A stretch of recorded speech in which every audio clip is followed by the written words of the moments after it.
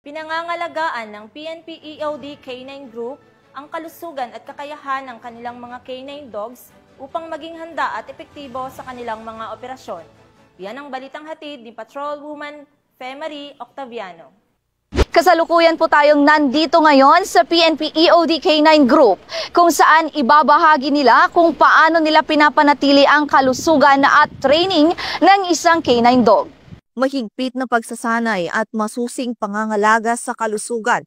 Yan ang pangunahing prioridad ng PNP Explosive Ordnance Disposal and K9 Group para sa kanilang mga K9 dogs na katuwang sa mga operasyon para sa seguridad ng bayan. Sa pamumuno ni Police Brigadier General Albert G. Magno, Director ng PNP EOD K9 Group, sinisiguro ng unit na ang bawat K9 ay dumaraan sa regular na pagsusuri ng mga veterinaryo bago, habang at matapos ang kanilang deployment. Ito ay upang matiyak na ang mga ito ay nasa maayos na kalagayan at handang gampanan ang kanilang mahalagang tungkulin. Ako po si Police Staff Sergeant Christian Valenzuela, Assistant Veterinarian po dito sa K9 Operations Division, PNP EOD K9 Group. Prior ng training at deployment, meron po kaming ginagawa na pre-evaluation. So nagkakandak po kami ng mga laboratory tests kung saan po tinitiyak namin na nasa normal parameters po ang kanilang mga dugo, ang kanilang katawan, kung maayos, bago po sila isabak sa training at sa deployment. Ayon sa mga eksperto, ang tanging nutrisyon ay mahalaga upang mapanatili ang lakas, konsentrasyon at tibay ng mga asong ginagamit sa operasyon. Dagdag pa ni Police Staff Sergeant Valenzuela, ang regular check-up ng mga aso ay hindi lamang para sa physical health, kundi pati sa mental well-being ng mga ito. Ang ating mga police service dogs ay kumakain ng 2 beses sa isang araw.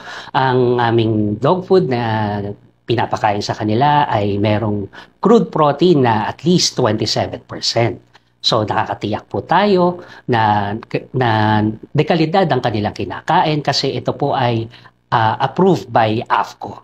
Samantala, ibinahagi naman ni Police Colonel Arnold Perez Solomon, ang Chief K9 Management and Training Division, na bahagi rin ng pamunuan ng grupo na ang training ng mga aso ay maingat na dinisenyo upang tumugma sa iba't ibang uri ng operasyon gaya ng explosive detection, search and rescue at tracking. In behalf of our Director, Police Brigadier General Albert Gamboa Magno, the Director of EOD K9 Group, Police Colonel Arnold Perez Solomon, the Chief K9 Management and Training Division. So from puppy, sa first 2 months na is ihiwalay na dun sa mother niya para i-banding na dun sa magiging handler.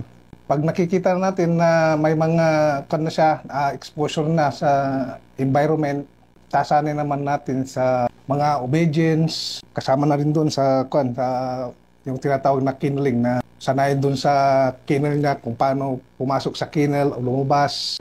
Then kung magaling na yung aso sa mga may basic obedience na siya, then maganda na rin yung exposure niya. Ibig sabihin, hindi na siya natatakot sa mga iba't ibang mga bagay. Mayroon tayong iba-ibang disiplin tulad ng narcotics, detection dog, explosive detection dog, then search and rescue dog, then combat tracking dog, police security and protection dog.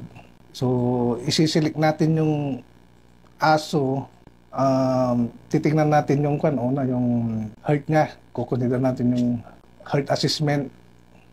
Then, mayroon naman tayong mga prescribed na breed, mga ititrain sa working dog, magiging K9 natin.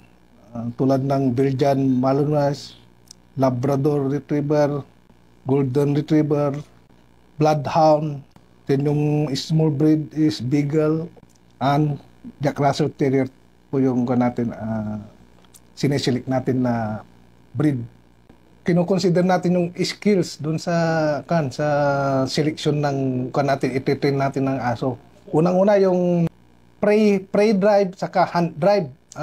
Yung play drive, yung paglalaroan nyo yung bola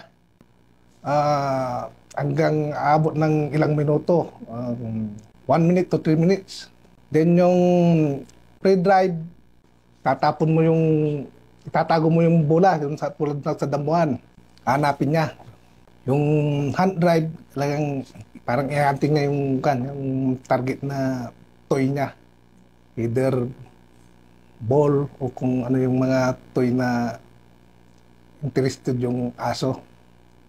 Pag may malakas yung hunt drive niya, na nakikipag-agawan pa yung dapat hindi niya binibitawan yung toy niya. So, yun ang mga sinisilik naming aso kasi madaling i-train nyo na yung ganun, mga aso. Compare doon sa mga walang ganong drive, mas mahirapan tayong mag-training pag walang drive qualification yung aso.